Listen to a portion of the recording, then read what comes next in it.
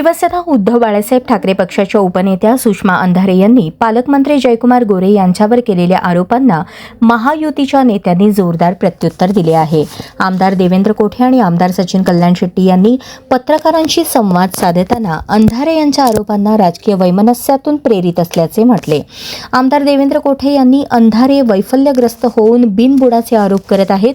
पंक्तीला बसले आणि जेवण संपले अशी त्यांची अवस्था झाली आहे असा टोला लगावला. ज्योती वाघमारे खासदार झाल्यानंतर अंधारे यांचे राजकीय अस्तित्व कमी झाल्यानेच ते अशा प्रकारचे आरोप करत असल्याचा दावा त्यांनी केला. आमदार सचिन कल्याण शेट्टी यांनी पालकमंत्री जयकुमार गोरे यांनी पक्ष आणि जनतेसाठी मोठे काम केल्याचे सांगत त्यांच्यावरील गुन्हे राजकीय स्वरूपाचे असल्याचा दावा केला. सोलापूरच्या विकासाच्या मुद्द्यांवर विरोधकांकडे उत्तर नसल्याने वैयक्तिक आरोप केले जात असल्याचेही त्यांनी म्हटले. काल शिवसेनेच्या नेत्या सुषमा अंधारे यांनी या जिल्ह्याचे पालकमंत्री आणि ग्रामविकास मंत्री जयकुमार गोरे साहेबांवरची टीका केली आणि आम्ही त्यांचं पूर्ण त्यांची जे प्रेस कॉन्फरन्स त्यांनी बघत होतो तर सुषमा अंधारेंना या राज्यात कोणी विचारत नाही आणि शिवसेनेलाही कोणी विचारत काहीतरी मिळेल, काहीतरी मला पदरात पडेल. म्हणजे हिंदुत्ववादी विचारांना ज्यांनी प्रखर विरोध केला, ज्यांनी बाळासाहेबांबद्दल अपशब्द वापरले, आदित्य ठाकरेंबद्दल अपशब्द वापरले, अशा नेत्या जेव्हा शिवसेनेत आपलं कुठं समाज ज्या क्षेत्रात काम करत होते, आपलं कुठं काही निभाव लागत नाही, शिवसेनेत जाऊन काहीतरी होईल ह्या आशेने त्या शिवसेनेत गेल्या आणि त्यांची अवस्था अशी झाली की जेवणाच्या पंक्तीला बसलेले वरण त्या गेल्या आणि त्यांना काहीच हाताला नाही लागलं आणि त्यांचं पायगुण असं होतं त्या सेनेत गेले आणि सेनेचंही अस्तित्व प्रेस कॉन्फरन्स घेतले. आज जिल्ह्याचे पालकमंत्री जिल्ह्यात आले म्हणजे 5-6 आमदार, 100-200 नगरसेवक, 8-10 सभापती, महापौर, जिल्हा परिषद अध्यक्ष एवढी ताकद घेऊन पालकमंत्री जयकुमार गोरे जिल्ह्यात होते. अंधारे आले, त्यांच्या मागे एक ग्रामपंचायत सदस्य, सरपंच सुद्धा कुठं दिसला आणि ज्यावेळी राजकारणात स्वतःची म्हणजे अस्तित्व स्वतःच संपत जातं, स्वतःला किंमत मिळत नाही, त्यामुळे बडबड करून काहीतरी अस्तित्व दाखवायचा हा प्रयत्न आहे. जयकुमार गोरे साहेब असतील आणि सगळ्या पक्षाचे प्रमुख आम्ही पदाधिकारी असो, आम्ही विकासाच्या जातो, विकासाचे मुद्दे घेऊन जातो. सोलापूरवासियांनी, सोलापूर जिल्ह्यातल्या लोकांनी आजपर्यंत ज्या ज्या अपेक्षा मनाशी बांधून गेलं की एक स्वप्न जे अपेक्षित सोलापूरचं एक स्वप्न मनाशी बाळगलेलं होतं, ते सगळे स्वप्न माननीय राज्याचे मुख्यमंत्री आदरणीय देवेंद्रजींच्या नेतृत्वाखाली आणि पालकमंत्र्यांच्या नेतृत्वाखाली या जिल्ह्यात आज विकासाचे कामं पूर्ण होतात. पण ते विमानतळासह रेल्वे स्टेशन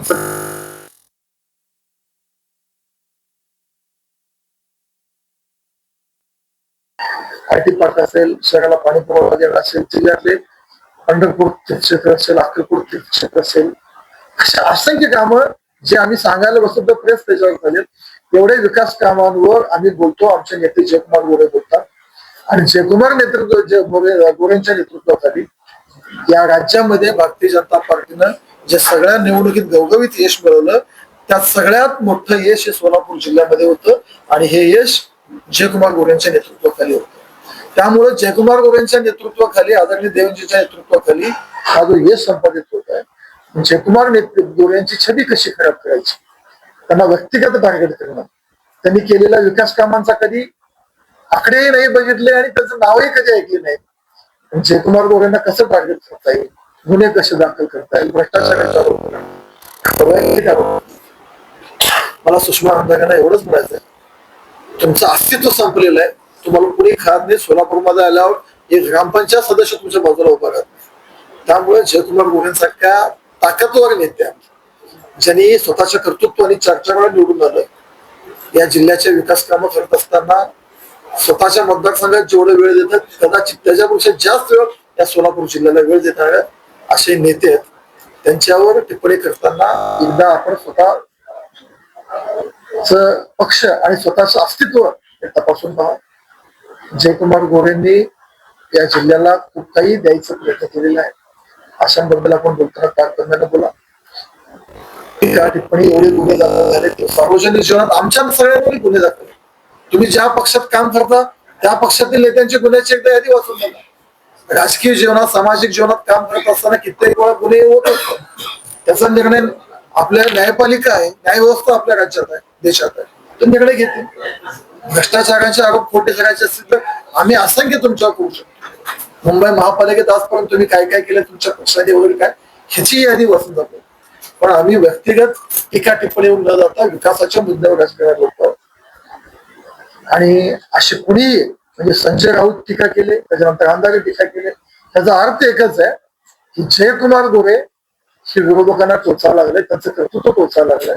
पण भारतीय जनता पार्टीला माहिती आहे, या जिल्ह्याला माहिती आहे की जयकुमार गोरे हे काय कसे आहेत, त्यांचं काम कसं आहे.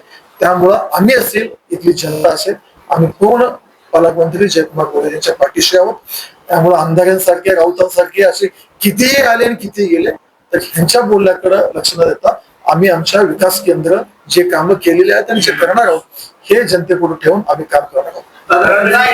जेव्हा जनतेने 50-50 हजाराच्या लीडनी जर त्यांना लोकशाहीत निवडून दिला असेल तर जनतेने त्यांना स्वीकारलेलं ना. आता तो गुन्हा सिद्ध होतो का, गुन्ह्यात दोषी आहे का, ही न्याय व्यवस्था ठरवेल. म्हणजे आपण कसं हे करू शकतो की ते दोषी आहेत म्हणून जे जे काही दाखल होते ती न्याय व्यवस्था ठरवेल. त्याचबरोबर जे आहे ते रेस्टॉरंटच्या संस्कृती पण त्यांनी टीका केलेली आहे की दरवेळेचे जे 2 सूट असतात ते पालकमंत्र्यांसाठीच का राखीव असतात, त्याला सूट दिला गेला नाही खंत त्यांनी व्यक्त केलेली आहे.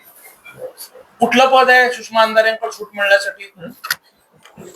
रेस्ट हाऊसवरचं सूट कोणासाठी राखीव असतं? त्यांच्याकडे कुठलं पद आहे? तेच वैफल्य आहे, तेच नैराश्य आहे. ज्योतिताई मागणं आले, खासदार झाले, मला काही सोय होई नाही, मला काही मिळेल नाही म्हणून असं फ्रस्ट्रेशन मध्ये काही बोलायला लागले. आमदार नाही, खासदार नाही, कुठल्या संविधानिक पदावरती नाही, रेस्ट हाऊस वरची रूम त्यांना कशासाठी आरक्षित पाहिजे? त्यासाठी त्याकडे आहे का की 2 जे सूट आहेत ते पालकमंत्र्यांसाठी राखीव असतात? रेस्ट हाऊस वरती पालकमंत्र्यांसाठी सूट राखीव असतो का नाही कायदेशीर याचाही जर त्यांना अभ्यास नसेल आणि अशा लोकांकडे जर पक्षाची संघटना दिली जात असतील तर अजून पक्ष ह्याच्यापेक्षा अजून किती खाली जायला मार्ग आहे पक्षाला तयार. नैसर्गिक नैसर्गिक ना. जो घराचा जिल्ह्याचा पालकमंत्री असतो त्यांच्यासाठी रेस्टॉरंट वरती पक्ष आरक्षित असतो. 10